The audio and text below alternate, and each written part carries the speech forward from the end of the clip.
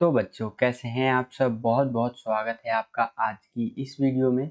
आज की इस वीडियो में हम लोग देखने वाले हैं बच्चों क्लास 12th का आपका पॉलिटिकल साइंस जो सब्जेक्ट है, हिंदी में बोले तो राजनीतिक विज्ञान जो आपका विषय है, इसका एक इम्पॉर्टेंट पेपर देखने वाले हैं बच्चों।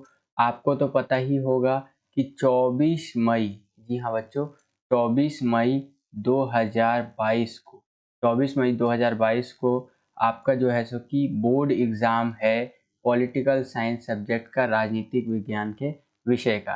तो इसी से संबंधित हम लोग एक सीरीज चला रहे हैं जिसके अंदर हम लोग आपको क्या करते हैं, प्रैक्टिस पेपर जो है प्रोवाइड करवाते हैं, जो कि आपको बहुत ज़्यादा मदद करेगा। जैसे जियोग्राफी में मदद किया था, हिंदी इंग्लिश इन सब में सब्जेक्ट्स में मदद किया था। तो अभी तक हमने आपको 3 प्रैक्टिस पेपर करवा दिया है। ये हमारा प्रैक्टिस पेपर नंबर 4 है, ठीक है। इसके बाद और भी हमारे लगभग मैं आपको 15 प्रैक्टिस पेपर तो करवा ही दूंगा, कोशिश करूंगा 15 से 17 जितना भी मेरे से हो पाएगा, ठीक है। और जिस बच्चे ने हमारा फर्स्ट बुक, जी हाँ बच्चों, फर्स्ट बुक का मैंने आपके लिए वन शॉट वीडियो डाल दिया है, जिसके अंदर मैंने आपका जितना भी चैप्टर आ रहा है टर्म 2 के अंदर फर्स्ट बुक से पॉलिटिकल साइंस का, ठीक है। तो इम्पॉर्टेंट क्वेश्चन मैंने बता दिया है। अगर जिस भी बच्चे ने नहीं देखा है तो चैनल पे जा करके देख सकते हैं आप। बहुत ज़्यादा मदद करेगा वो क्वेश्चंस भी आपको टर्म 2 के अंदर, ठीक है। तो चलिए वीडियो को शुरू करते हैं। तो देखिए सब्जेक्ट है आपका पॉलिटिकल साइंस। इसका जो आपका पेपर होगा वो 2 घंटे का होगा और पेपर आएगा आपका 40 नंबर का, 40 नंबर का पेपर आएगा। यहाँ पर आप देख सकते हैं बोर्ड का पेपर कुछ इस तरह से आएगा, आप यहाँ पर देख ही सकते हैं, ठीक है। सीरीज वगैरह इस तरह से लिखी हुई रहती है। सेट 4 है हमारा ये। इससे पहले मैंने 1 2 ठीक है 3 सेट करवा दिए हैं और ये हमारा सेट नंबर 4 है। आपको जो सेट मिलेगा इन चारों सेट में से ही कोई एक सेट आपको मिलेगा, ठीक है। तो ये हमारा सेट 4 है। इस तरह से यहाँ कोड नंबर वगैरह लिखा हुआ है। तो चलिए आगे बढ़ते हैं। अब हम लोग आगे बढ़ें तो यहाँ पर नोट करके कुछ बातें उतने लिखी हुई हैं, अगर आप इनको पढ़ना चाहें तो पढ़ सकते हैं। जैसे 13 क्वेश्चन आएंगे आपके पेपर में वगैरह वगैरह। तो ये हमने पहले भी डिस्कस कर रखा है, तो ज़्यादा इस पर टाइम बर्बाद नहीं करेंगे। सामान्य निर्देश बिल्कुल शॉर्ट में कवर कर लेते हैं। सामान्य निर्देश में यही बोल रहा है कि जो आपका पेपर होगा ये 3 सेक्शन के अंदर बटा हुआ होगा, 3 खंडों के अंदर बटा होगा पॉलिटिकल का पेपर।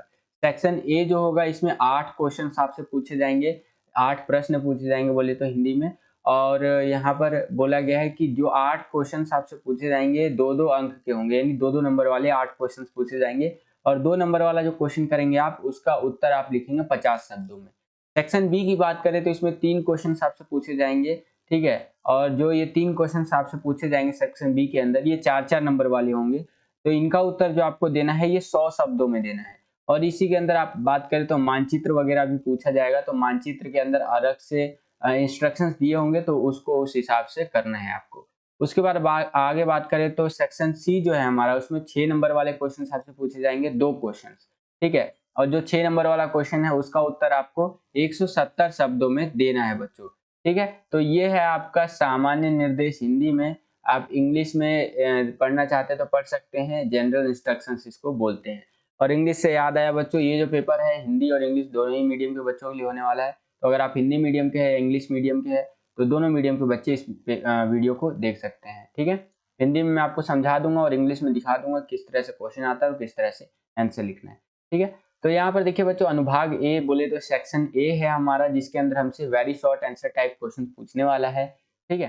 तो देखिए पहला क्वेश्चन यहाँ पर हमसे क्या पूछ रहा है बच्चों, कि मंडल आयोग की मुख्य 2 सिफारिशें कौन सी थी। जो हमारा मंडल कमीशन था उसकी कई सारी सिफारिशें थी, तो उनमें से 2 सिफारिशें कौन सी थी, कई बार पूछ लेता है 2 नंबर के क्वेश्चन में आपसे, ठीक है। तो इस तरह से आप लिख सकते हैं कि अन्य पिछड़ा वर्ग को, यानी कि ओबीसी जो होते हैं अदर बैकवर्ड कास्ट वाले, उनको सरकारी जो नौकरियां होती है ना उसमें 27% सीटों को आरक्षण मिलना चाहिए। यानी कि जो ओबीसी से जुड़े हुए लोग हैं, अदर बैकवर्ड कास्ट वाले लोग हैं, ठीक है, उनको अगर वो गवर्नमेंट जॉब करने जाते हैं तो 27% सीट तो उनके लिए पहले से ही रिजर्व होना चाहिए, ठीक है। और दूसरा आप लिख सकते हैं कि भूमि सुधारों को पूर्णतः लागू करना चाहिए, यानी कि जो भी भूमि सुधार के लिए कार्यक्रम चलाए जा रहे हैं उनको पूरी तरह से लागू करना चाहिए, ठीक है। तो इस तरह से आप बच्चों लिख सकते हैं 2 पॉइंट। अगर बात करें इंग्लिश में तो इस तरह से आप देख सकते हैं, यहाँ पर इंग्लिश में इस तरह से आपसे क्वेश्चन पूछेगा और आंसर की बात करें तो इस तरह से आपको आंसर देना है बच्चों।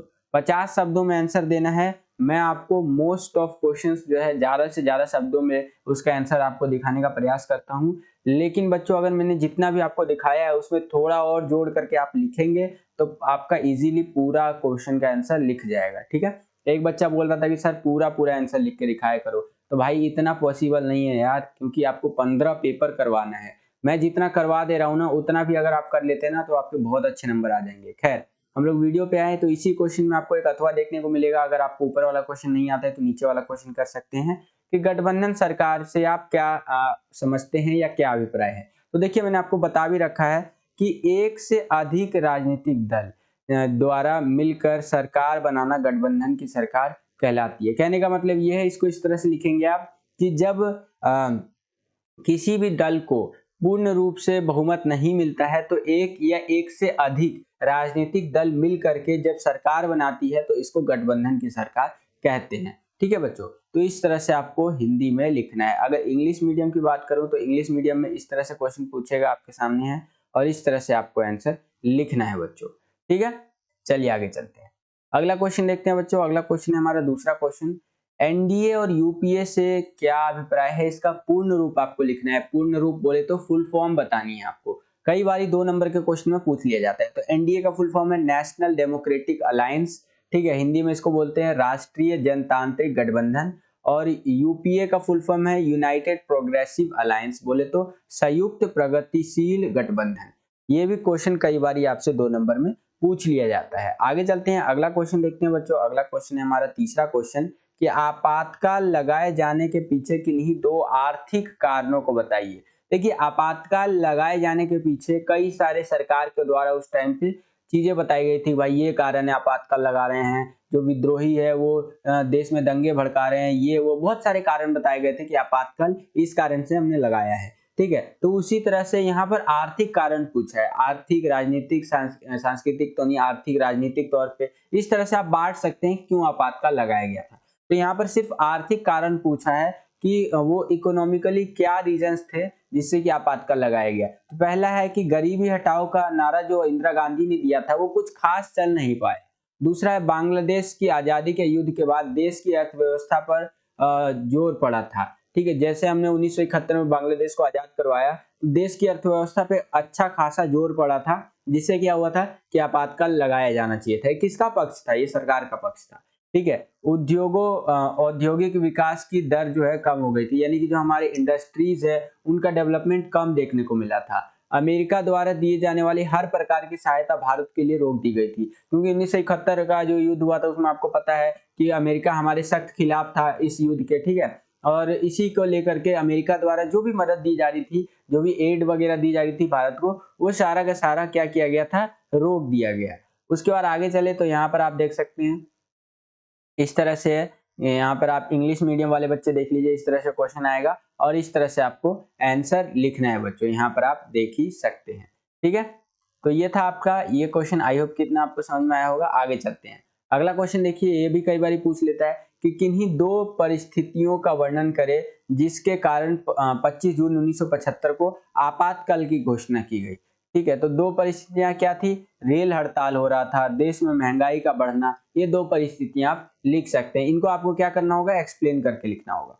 उसके बाद देखिए इंग्लिश मीडियम में इस तरह से पूछेगा, आपको यहाँ पर देख ही सकते हैं। ठीक है, और आंसर इस तरह से लिखना है, आपको यहाँ पर देख सकते हैं। आगे चलते हैं, अगला क्वेश्चन देखते हैं। अगला क्वेश्चन देखिए, 5वां क्वेश्चन की भारत में आपातकाल की घोषणा कब और किन के द्वारा की गई थी। तो आपातकाल की घोषणा 25 जून 1975 को की गई थी और राष्ट्रपति के द्वारा फखरुद्दीन अली अहमद नाम था जो उस टाइम पे राष्ट्रपति थे हमारे देश के, उनके द्वारा की गई थी। ठीक है, तो 2 नंबर में ये भी आपसे पूछ सकता है। इंग्लिश में इस तरह से देख सकते हैं, इंग्लिश में इस तरह से क्वेश्चन बनेगा और इस तरह से यहाँ पर पूछ सकता है बच्चों। इंग्लिश मीडियम वाले बच्चों वीडियो को पॉज कर करके अपना क्वेश्चन और आंसर पढ़ा कीजिए। ठीक है, मैं आपको हिंदी में समझाता चलूंगा। अगला क्वेश्चन देखिए, ये भी काफी इंपॉर्टेंट है, कई बार पेपर में आ रखा है कि पहले आम चुनाव में कांग्रेस का चुनाव चिन्ह क्या था और ईवीएम का पूर्ण रूप आपको बताना है। तो ईवीएम बोले तो इलेक्ट्रॉनिक वोटिंग मशीन, जिसके द्वारा आप अगर वोट देने जाते हैं तो आपने देखा होगा कि वोटिंग करने के लिए एक मशीन लगाई जाती है जिसपे आप बटन दबाते हैं और आपका वोट काउंट कर लिया जाता है, तो उसको ईवीएम बोलते हैं। ठीक है, और पहले जो आम चुनाव हुए थे उसमें कांग्रेस का चुनाव चिन्ह क्या था, जैसे आज के टाइम पे बीजेपी का चुनाव चिन्ह क्या है, फूल है आपका। ठीक है। उसी प्रकार से कांग्रेस का क्या है, वही हाथ है ना, इस तरह से। तो पहले आम चुनाव जब हुए थे उस टाइम पे कांग्रेस का चुनाव चिन्ह क्या था, तो वो था बच्चों 2 बैलों की जोड़ी, ठीक है, कांग्रेस का चुनाव चिन्ह। आगे चलते हैं। यही क्वेश्चन अगर आपसे इंग्लिश में पूछेगा तो इस तरह से पूछेगा बच्चों, यहाँ पर आप अपनी स्क्रीन पर देख पा रहे होंगे। आंसर आपको इस तरह से लिखना है बच्चों, ठीक है। आगे चलते हैं, अगला क्वेश्चन देखते हैं। अगला क्वेश्चन है हमारा 7वां क्वेश्चन। प्रीवी पर्स, यानी कि जिस प्रीवी पर्स की समाप्ति पर इंदिरा गांधी जी चुनाव में जोर दे रही थी, इससे क्या अभिप्राय है। यानी कि प्रीवी इनडायरेक्टली आपसे पूछ रहा है कि प्रीवी पर्स होता क्या है, ठीक है, घुमा करके पूछा है आपसे 2 नंबर में। क्योंकि देखिए 2 नंबर का क्वेश्चन आपको मोस्ट ऑफ द क्वेश्चन कह लीजिए ऐसा मिलेगा जो घुमा करके ही पूछेगा, क्योंकि शॉर्ट क्वेश्चन है तो आपके घुमा के पूछेगा, तभी आप जो है थोड़ा दिमाग पे जोर लगाएंगे और आपका टाइम वेस्ट होगा। जो पेपर बनाने वाला होता है वो यही सोचता है कि कैसे 2 नंबर का क्वेश्चन घुमाऊं। हो सकता है बिल्कुल डीप से पूछ ले एनसीईआरटी से, ठीक है। तो आपको हर चीज के लिए प्रिपेयर रहना है। हमारी जितनी भी वीडियोस आ रही है उनको देखते देखते रहिए। आपको मैं बताना चाहूंगा रिसेंटली मैंने जियोग्राफी का 15 पेपर बनाया था, और जो आपका फाइनल टर्म 2 का पेपर आया था उसके अंदर 99% क्वेश्चंस आप कह सकते हैं जो मैंने आपको 15 पेपर करवाया था ना, उसी के अंदर से आया था, याद रखिए। तो पॉलिटिकल साइंस में तो मैंने 100 में से 95 लाया था अपने टाइम पे, बोर्ड एग्जाम जब मैंने 2019 में दिया था तब। तो उसकी तो आप पॉलिटिकल साइंस की चिंता ही मत कीजिए। मेरी पूरी यही कामना रहेगी कि आप 40 में से 40 लेकर के आए। लास्ट टर्म 1 में भी जब पॉलिटिकल साइंस की तैयारी की थी तो बच्चों के पूरे में से पूरे नंबर आए थे, ठीक है। तो बिल्कुल भी आप चिंता मत कीजिए। जितने भी पेपर हमारे द्वारा करवाए जा रहे हैं उन सबको जरूर देखिए और वीडियो को लाइक जरूर किया कीजिए। जितना आप लाइक करेंगे वीडियो को उतना हमारा मोटिवेशन बढ़ता है और वीडियोस को बनाने के लिए। चलिए हम अपने वीडियो पे आते हैं। तो देखिए प्रीवी पर्स के बारे में आपको बताना है इस क्वेश्चन के अंदर। तो प्रीवी पर्स क्या था ना, यहाँ पर ध्यान से समझिए कि रियासत के शासक के परिवार को सीमित मात्रा में निजी संपदा रखने का अधिकार होता था और सरकार की तरफ से कुछ विशेष भत्ते भी दिए जाएंगे उनको। ये था प्रीवी पर्स। मैं आपको समझाता हूँ। आपको पता है जब हमारा देश आजाद हुआ था 1947 में, ठीक है, 15 अगस्त 1947 में, उस टाइम पे क्या हुआ कि 565 के आसपास रजवाड़े थे हमारे देश में। एक भारत अखंड भारत नहीं था, 565 रजवाड़े थे। तो पटेल जी गए, पटेल जी इन सबको एक किए, ठीक है, बोले कि आप एक भारत के अंदर जुड़ जाइए। तो सब जुड़ गए। तो पटेल जी ने एक और चीज बोला कि भाई जुड़िए, देखिए आप राजा हैं हम मानते हैं, आपके पास सब कुछ है हम मानते हैं, संपत्ति भी है, पैसा भी है, बहुत कुछ है आपके पास। तो एक काम कीजिए, आप भारत में जुड़िए। भारत में आप जुड़ेंगे तो हम आपको देंगे प्रीवी पर्स, ठीक है, प्रीवी पर्स देंगे। प्रीवी पर्स में क्या होगा कि आपका जो परिवार है उसको सीमित मात्रा में निजी संपत्ति यानी प्राइवेट प्रॉपर्टी रखने का अधिकार होगा, एक लिमिटेड मात्रा में, ठीक है। उसके बाद सरकार की तरफ से आपको कुछ विशेष भत्ते भी दिए जाएंगे, यानी कि कुछ खास कह सकते हैं पैसे वगैरह दिए जाएंगे भत्ते के रूप में, ठीक है। तो इस तरह से 2-3 बातें की गई थी प्रीवी पर्स के तहत। तो यही था आपका प्रीवी पर्स। और इंदिरा गांधी ने जो जब चुनाव लड़ रही थी वो, तो प्रीवी पर्स की समाप्ति के लिए काफी वो जोर दे रही थी कि भाई इस बार तो प्रीवी पर्स समाप्त कर देंगे, और ये काफी सफल भी रहा था उनका ये नारा, ठीक है। आगे चल के तो इस तरह से आपको इसका आंसर लिखना है 2 नंबर के क्वेश्चन। चलिए आगे चलते हैं। इसी क्वेश्चन को अगर इंग्लिश में पूछेगा बच्चों आपसे तो कुछ इस तरह से पूछेगा, आप अपनी स्क्रीन पर देख पा रहे होंगे, ये रहा क्वेश्चन, ठीक है, और आंसर ये रहा बच्चों। इस तरह से आपको आंसर लिखना है बच्चों, ठीक है। आगे चलते हैं। अगला क्वेश्चन देखिए बच्चों, 8वां क्वेश्चन क्या पूछ रहा है कि आपके विचार में वैश्वीकरण विकासशील देशों के लिए किस प्रकार लाभप्रद रहा है, तर्क सहित आपको बताना है बच्चों, ठीक है।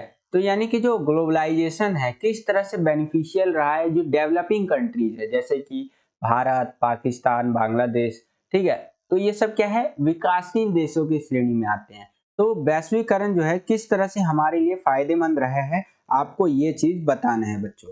तो देखिए कई तरह से फायदेमंद रहा है। अगर हम लोग बात करें प्रौद्योगिकी की यानी कि टेक्नोलॉजी वगैरह की, तो वो भी हमें मिला है वैश्वीकरण के कारण, ठीक है। और अगर हम और चीजों की बात करें, जैसे कि आप बात कर सकते हैं विकास के लिए, यानी कि जो हमारा डेवलपमेंट हुआ है, ओवरऑल डेवलपमेंट हुआ है, उसमें भी बहुत ज्यादा फायदा किया है वैश्वीकरण ने, ठीक है। तो कई तरह से आप लोग यहाँ पर आंसर लिख सकते हैं। फिलहाल के लिए 2 आप यहाँ पॉइंट देख सकते हैं। पहला आपका विकास में अहम योगदान देखने को मिला है वैश्वीकरण के कारण ही। दूसरा आप लिख सकते हैं प्रौद्योगिकी तक पहुंच में आसानी हुई है, यानी कि जो नई नई टेक्नोलॉजी होती है ना उसमें वो सारी चीजें हमारे देश में भी आती हैं या फिर कह लीजिए विकासशील देशों में भी आती है। सिर्फ केवल और केवल किस कारण से, वैश्वीकरण के कारण से। जैसे कि एप्पल का कोई नया फोन लॉन्च हुआ, जैसे कि ऐसा होता है ना, आईफोन होता है ना, आईफोन होता है, आईफोन आईफोन अभी क्या चल रहा है, आईफोन 13 लॉन्च हुआ, ये 8 GB रैम है, 256 GB जो है सो कि इंटरनल है, ठीक है, इस तरह से। और ये आईफोन कितने का है, यूएस में बिक रहा है $500 का, ठीक है, डॉलर का। तो ये इंडिया में भी आपको देखने को मिलेगा, चाहे कितना ही महंगा देखने को मिले, लेकिन देखने को मिलेगा। तो ये मतलब किस कारण से हो रहा है, ये हो रहा है आपका बच्चों वैश्वीकरण के कारण। और ये न केवल इंडिया में, विकासशील देशों में भी ये देखने को मिलेगा। तो यानी कि जो प्रौद्योगिकी है यानी टेक्नोलॉजी है, उस तक पहुंच भी बहुत आसान बनाया है वैश्वीकरण ने, ठीक है। तो इस तरह से आप बच्चों लिख सकते हैं। आई होप कि आपको ये क्वेश्चन भी समझ में आ गया होगा। इंग्लिश में आपसे अगर यही क्वेश्चन पूछेगा तो कुछ इस तरह से पूछेगा, आप अपनी स्क्रीन पर देख पा रहे होंगे, ठीक है, ये रहा आपके सामने, और आंसर आपको इस तरह से लिखना है बच्चों, ठीक है। आगे चलते हैं। अब हम लोग आ गए हैं बच्चों सेक्शन बी के अंदर, जिसको हिंदी में आप अनुभाग बी भी बोलते हैं। तो सेक्शन बी में देखिए किस तरह से क्वेश्चन हमसे पूछ रहा है कि पार्टी के भीतर गठबंधन के भारतीय राजनीति में कुछ उदाहरण लिखिए, ठीक है। पार्टी के भीतर आपको गठबंधन देखने को मिलता है, तो भारतीय राजनीति यानी कि जो इंडियन पॉलिटिक्स है उसको ध्यान में रखते हुए आपको कुछ उदाहरण देने हैं। तो देखिए, प्रथम आम चुनाव के दौरान कांग्रेस पार्टी एक सामाजिक और विचारधारात्मक गठबंधन के रूप में दिखाई दी थी। जब पहला आम चुनाव हुआ था तो उसके अंदर भी कांग्रेस पार्टी के अंदर आपको सामाजिक और विचारधारात्मक गठबंधन देखने को मिला था। तो पार्टी के भीतर गठबंधन का अगर हम लोग एग्जाम्पल दें तो पहला आप ये लिख सकते हैं। और दूसरा है हमारा, वर्तमान में भी विभिन्न पार्टियों के बीच आंतरिक गठबंधन दिखाई देता है, जहां भारतीय लोकतंत्र के हित में अलग अलग विचारधाराओं को मानने वाले दल आम सहमति के मुद्दों पर मिलीजुली सरकार बनाते हैं, परंतु अपनी नीतियां नहीं बदलते हैं। कहने का मतलब यह है कि आज के टाइम पे भी विभिन्न पार्टियों के बीच में जो है कि इंटरनली देखा जाए तो आंतरिक तौर पर गठबंधन रहता है, ठीक है।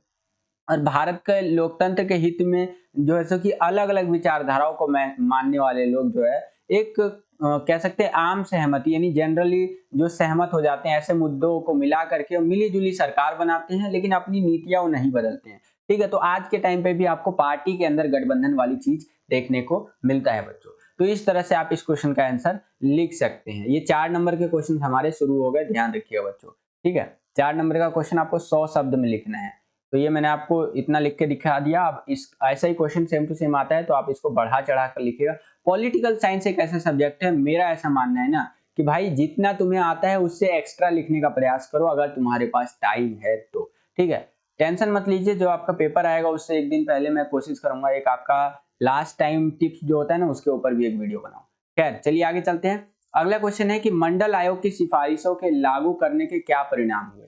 देखिए, उत्तर भारत में हिंसक प्रदर्शन हुए। जैसे ही मंडल आयोग की सिफारिशें लागू हुई तो जो हमारा उत्तर भारत था उसमें हिंसक प्रदर्शन देखने को मिले, जिसमें छात्रों द्वारा हड़ताल किया गया, धरना प्रदर्शन किया गया, सरकारी संपत्ति को नुकसान आदि पहुंचाया गया, ठीक है। बेरोजगार युवाओं व छात्रों द्वारा आत्महत्या की गई, यानी कि जो बेरोजगार युवा थे और जो इस तरह से लोग थे वो लोग आत्महत्या भी करने की कोशिश किए और कई लोगों ने किया भी। इसे समानता के सिद्धांत के खिलाफ माना गया, ठीक है। तो इस तरह से आप लिख सकते हैं बच्चों। तो देखिए, यही क्वेश्चन अगर आपसे इंग्लिश में पूछेगा बच्चों तो आप इस तरह से आंसर लिख सकते हैं। आप अपनी स्क्रीन पर देख भी पा रहे होंगे, ठीक है।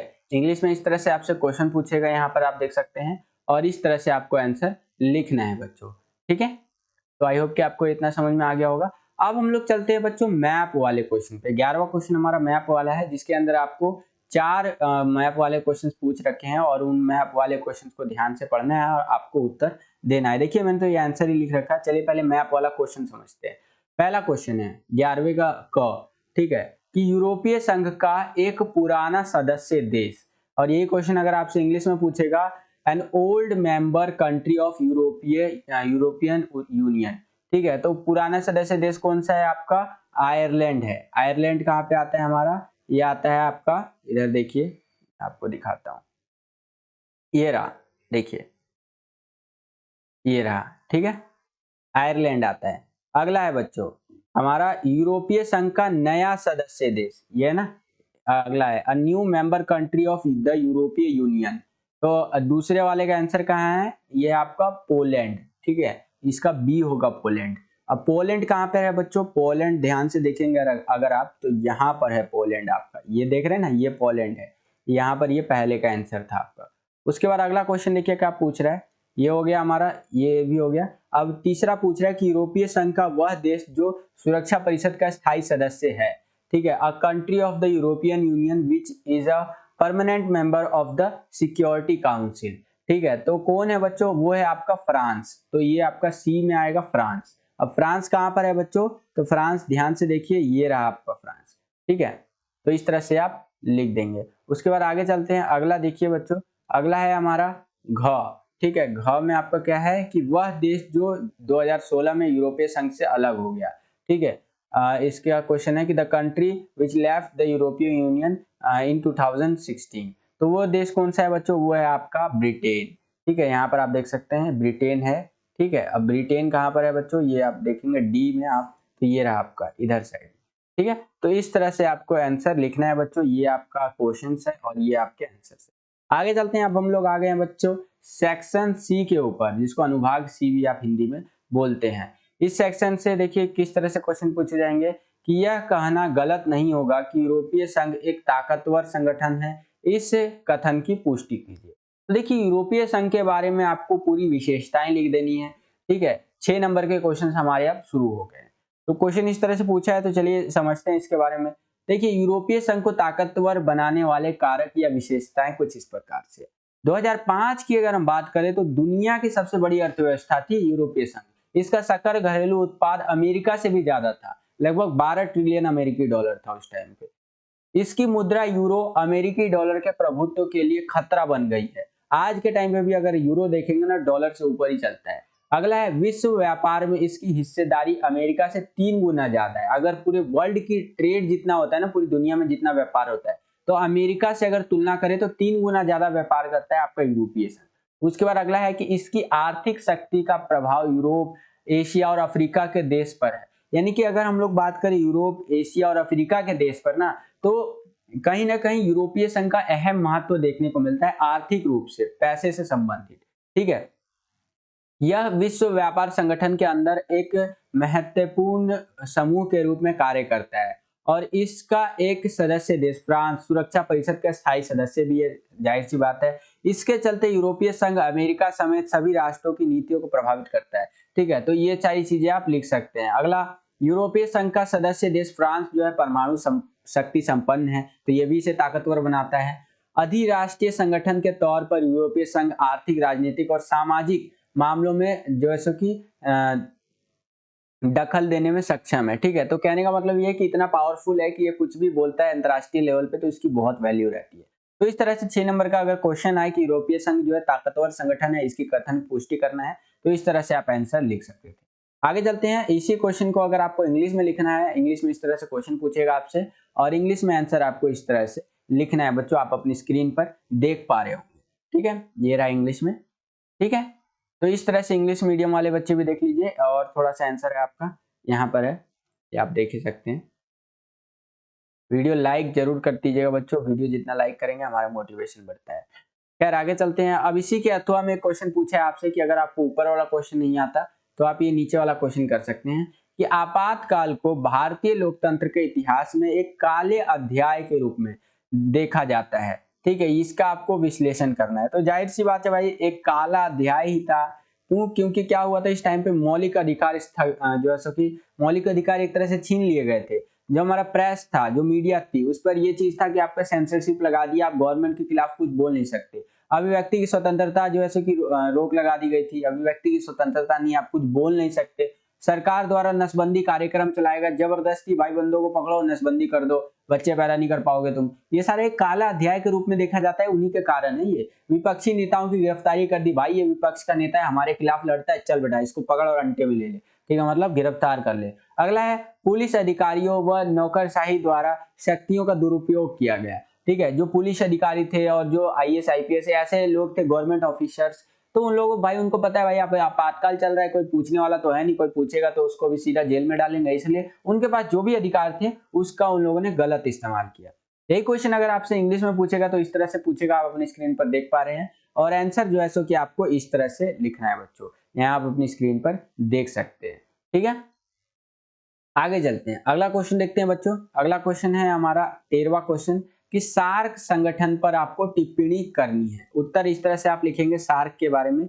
सार्क दक्षिण एशियाई देशों ने अपना आपस में सहयोग के लिए सन 1985 में दक्षेस, जिसको दक्षेस भी बोलते हैं, सार्क जिसका फुल फॉर्म है south Asian association for regional cooperation, ठीक है, इसकी स्थापना की थी। 2005 में 13वें सार्क शिखर सम्मेलन ढाका अफगानिस्तान को सार्क में शामिल करने पर सहमति बनी और 2007 के जो 14वां हमारा सम्मेलन हुआ था नई दिल्ली में, उसमें अफगानिस्तान पहली बार सार्क शिखर सम्मेलन में शामिल हुआ था।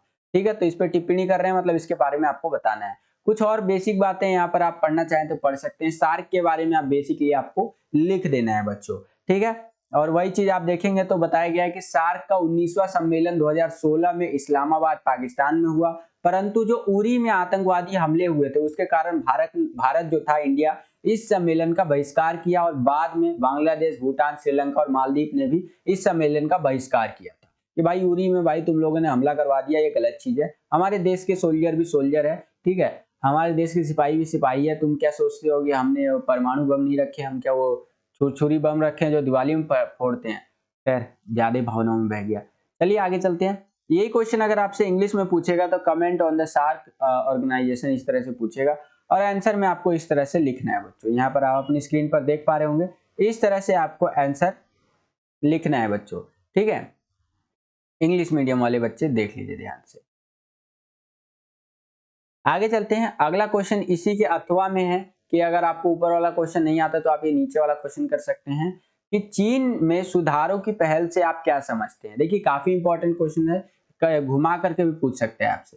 तो देखिए चीन में सुधारों की पहल क्या है, तो चीन ने 1972 में अमेरिका से संबंध बनाकर अपने राजनीतिक और आर्थिक एकांतवास जो था उसको खत्म कर दिया। पहले जो चीन की नीति थी कि भाई देश का ही सब कुछ बढ़ाओ, बाहर के लोगों को आने मत दो, ये सारा चीज खत्म कर दिया। अमेरिका से संबंध बनाया उसने 72 में। उसके बाद क्या किया उसने कि चीन ने 1973 में प्रधानमंत्री चाओ एन लाई ने कृषि, उद्योग, सेवा और विज्ञान प्रौद्योगिकी के क्षेत्र में आधुनिकीकरण के 4 प्रस्ताव रखे। मतलब ये सारे सेक्टर के अंदर क्या होगा कि हम लोग रिफॉर्म्स लाएंगे, एक तरह से बदलेंगे, इसको पूरा नया करेंगे। 1978 में तत्कालीन नेता जो हमारे देंग शियांगपेंग थे, उसने चीन में आर्थिक सुधारों और खुलेपन की नीति की घोषणा की। 1982 में, अब ध्यान से समझिए, 1982 में चीन ने खेती का निजीकरण किया। 1998 में 98 में उद्योग का निजीकरण किया और इसके साथ ही चीन में विशेष आर्थिक क्षेत्र यानी कि सेज बोले तो स्पेशल इकोनॉमिक जोन की स्थापना की, जैसे कि संघाई वगैरह आप देख सकते हैं आज के टाइम पे। चीन 2001 में विश्व व्यापार संगठन में शामिल हो गया। 2001 में शामिल हुआ था, ध्यान रखिएगा 2001 से पहले चीन जो है WTO का सदस्य नहीं था। इस तरह दूसरे देशों के लिए अपनी अर्थव्यवस्था खोलने की दिशा में चीन ने एक कदम और बढ़ाया। तो इस तरह से आप इसका आंसर लिख सकते हैं कि चीन में सुधारों की पहल से आप क्या समझते हैं। तो आई होप के क्वेश्चन भी आपको समझ में आया होगा। यही क्वेश्चन अगर आपसे इंग्लिश में पूछेगा तो इस तरह से पूछेगा बच्चों, आप अपनी स्क्रीन पर देख पा रहे होंगे और आंसर जो आपको देना होगा कुछ इस तरह से देना होगा। आप अपनी स्क्रीन पर देख पा रहे होंगे, वीडियो को पॉज करके पढ़ भी सकते हैं बच्चों, ठीक है। तो बस बच्चों यही था आपका पॉलिटिकल साइंस का पेपर, जो कि पेपर नंबर हमारा 4 समाप्त होता है बच्चों। तो आई होप कि आपको ये वीडियो पसंद आया होगा बच्चों। आज हमारा 4th पेपर भी कंप्लीट हो गया, ठीक है। और अगर आपको ये वीडियो पसंद आया तो वीडियो को लाइक कर दीजिए। जितना ज़्यादा आप लाइक करेंगे हमारा मोटिवेशन बढ़ता है वीडियोस और बनाने के लिए। अगर आप हमारे चैनल पर नए आ गए हैं और हमारे चैनल को सब्सक्राइब नहीं किया तो लाल कलर का बटन दबा करके चैनल को आप सब्सक्राइब कर सकते हैं। बगल में आपको कुछ इस तरह का घंटी का आइकन देखने को मिलेगा, या घंटा कुछ भी कर लीजिए, उसको प्रेस करके ऑल पे क्लिक कर दीजिएगा। ऑल पे जैसे ही आप क्लिक कर देंगे तो जितनी भी हमारी वीडियोस आएंगी उसका सबसे पहले नोटिफिकेशन आप तक पहुंच जाएगा, जिससे कि जो आपका टर्म 2 का पॉलिटिकल साइंस का तैयारी है, राजनीतिक विज्ञान का, और भी वो अच्छा हो जाएगा बच्चों, ठीक है। तो बस आज के लिए इतना ही। मिलता हूं आपसे अगली और एक्साइटिंग वीडियो में। तब तक के लिए खुश रहिए, खुश रखिए सभी को। जय हिंद, वंदे मातरम।